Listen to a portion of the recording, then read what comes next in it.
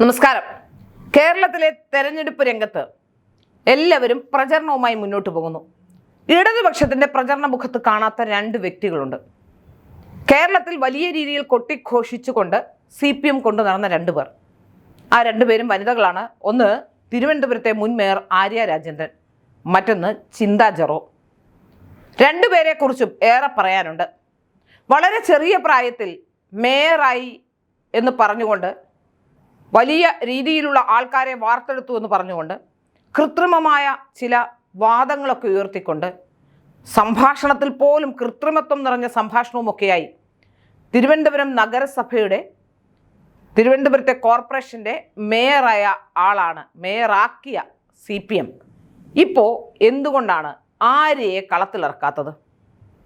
നമുക്കറിയാം, തിരുവനന്തപുരത്തെ കോർപ്പറേഷൻ്റെ വിജയം തന്നെ ഒരുപക്ഷെ ആര്യ രാജേന്ദ്രൻ്റെ പ്രവൃത്തിയുടെ ഫലമാണെന്ന് പോലും ചിന്തിക്കുന്നവരുണ്ട്.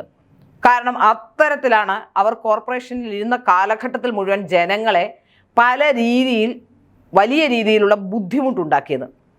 എന്തൊക്കെ അഴിമതി കാണിക്കാമോ ആ അഴിമതികളെല്ലാം കാണിച്ചു. ആറ്റുകാൽ പൊങ്കാലയിൽ തുടങ്ങി അവസാനം യദുവിനെ വഴിയിൽ തടയുന്ന അവസ്ഥ വരെ എത്തിച്ച ആ കാലഘട്ടം സംഭവബഹുലമായിരുന്നു. പക്ഷേ 5 വർഷവും ആര്യ രാജേന്ദ്രൻ ഭരിച്ചു എന്നുള്ളതാണ് ഏറ്റവും പ്രധാനപ്പെട്ട കാര്യം.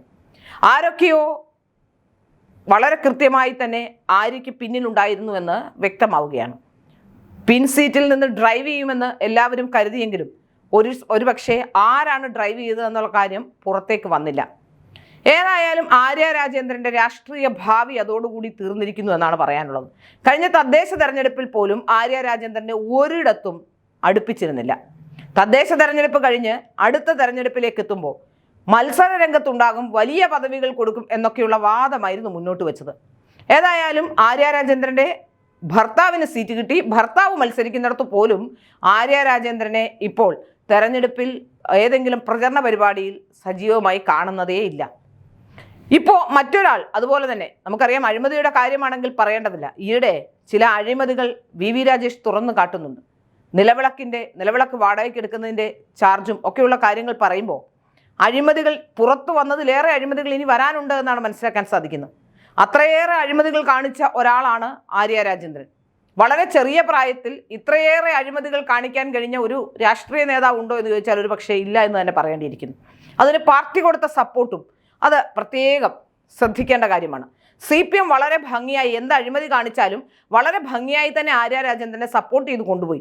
ഈ തിരഞ്ഞെടുപ്പിൽ ഇറക്കുന്നില്ല എന്നുള്ളത് മറ്റൊരു പ്രധാനപ്പെട്ട കാര്യം. പക്ഷേ ആ 5 വർഷവും തികയ്ക്കാൻ അവർക്ക് സാധിച്ചു എന്നുള്ളത് അത് തീർച്ചയായും CPM അവർക്ക് നൽകിയ പരിഗണനയുടെ ഏറ്റവും പ്രധാനപ്പെട്ട കാര്യം തന്നെയാണ്. പക്ഷെ പിന്നീട് വരുന്ന തെരഞ്ഞെടുപ്പുകളിൽ അടപടലം പൊട്ടും എന്ന് അവർക്കറിയാമായിരുന്നു. തിരുവനന്തപുരം കോർപ്പറേഷനിലെ ആ പരാജയത്തിൻ്റെ കാരണവും ഒരുപക്ഷെ ആര്യ രാജേന്ദ്രൻ തന്നെയാണ് എന്നാണ് നമുക്ക് മനസ്സിലാക്കാൻ സാധിക്കുന്നത്. അഹങ്കാരവും അതുപോലെ തന്നെ വലിയ രീതിയിലുള്ള താൻ പോരിമയും ഒക്കെ പ്രദർശിപ്പിച്ചുകൊണ്ട് ഒരു രാഷ്ട്രീയ നേതാവിന് പറ്റാത്ത രീതിയിലുള്ള പ്രകടനങ്ങളായിരുന്നു വളരെ ചെറിയ പ്രായത്തിലുള്ള ഈ ആര്യ രാജേന്ദ്രനിൽ നിന്നുണ്ടായത്.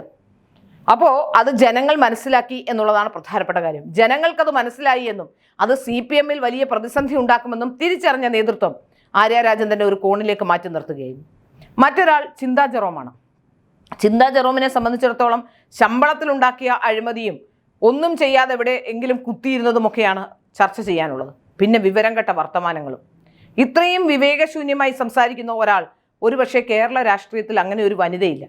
വലിയ പ്രാസംഗികയാണ് എന്ന് പറഞ്ഞുകൊണ്ട് CPM കൊട്ടിഘോഷിച്ചു കൊണ്ടുവന്ന ചിന്താ ജെറോമിൻ്റെ മണ്ടത്തരങ്ങൾ, ആ മണ്ടത്തരങ്ങളുടെ ഒരു ഡിക്ഷണറി തന്നെ ഒരുപക്ഷെ ഉണ്ടാക്കാൻ പറ്റും. എന്തൊക്കെയാണ് പറയുന്നത്, എന്തൊക്കെയാണ് പ്രവർത്തിക്കുന്നതെന്ന് യാതൊരു ബോധ്യവുമില്ലാത്ത ഒരാളാണ്. ഏത് കാര്യം ചോദിക്കുമ്പോഴും എന്തെങ്കിലും ഒന്ന് ചോദിച്ചാൽ വേറൊന്ന് മറുപടി പറയുക. കാരണം അതൊന്നും പറയാൻ അറിയില്ലാത്ത ഒരാൾ വലിയ രാഷ്ട്രീയ നേതാവാക്കും എന്ന് പറഞ്ഞു കൊണ്ടുവന്നതാണ്.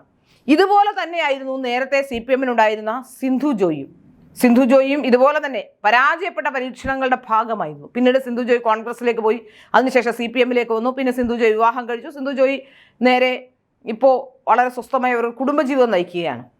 ഇതുപോലെ തന്നെ പരാജയപ്പെട്ട പരീക്ഷണങ്ങളുടെ കൂട്ടത്തിൽപ്പെട്ട ആളായിരുന്നു ഇപ്പോൾ ഈ ആളായി മാറുകയാണ് ആര്യ രാജേന്ദ്രനും അതുപോലെ തന്നെ ഈ പറയപ്പെടുന്ന ചിന്താ ജെറോം. അതുകൊണ്ട് തന്നെയാണ് ഇവരെ രണ്ടുപേരെയും തെരഞ്ഞെടുപ്പ് പ്രചരണ രംഗത്ത് സജീവമായി ഇറക്കാത്തത് എന്നാണ് മനസ്സിലാക്കാൻ സാധിക്കുന്നത്. ചിന്തയും ആര്യയും സിന്ധു ജോയിയുമെല്ലാം ഏതെങ്കിലും ഒരു മൂലയിലേക്ക് മാറപ്പെടുന്ന കാലഘട്ടങ്ങളാണ് ഇനി വരാൻ പോകുന്നത്. സിന്ധു ജോയ് ഇപ്പോൾ ഇല്ല, ഇനിയുള്ളത് ആര്യയും അതുപോലെ തന്നെ ചിന്തയുമാണ്.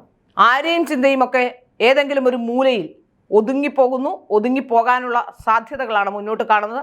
ഒതുങ്ങാനേ കഴിയുകയുള്ളൂ. കാരണം രാഷ്ട്രീയത്തിൽ ഒരു നേതാവിന് വേണ്ട ഒരു ക്വാളിറ്റിയും ഇല്ലാത്ത രണ്ടുപേർ വഴിതെറ്റി എങ്ങനെയോ രാഷ്ട്രീയത്തിൽ എത്തുന്നു എന്നാണ് മനസ്സിലാക്കാൻ സാധിക്കുന്നത്.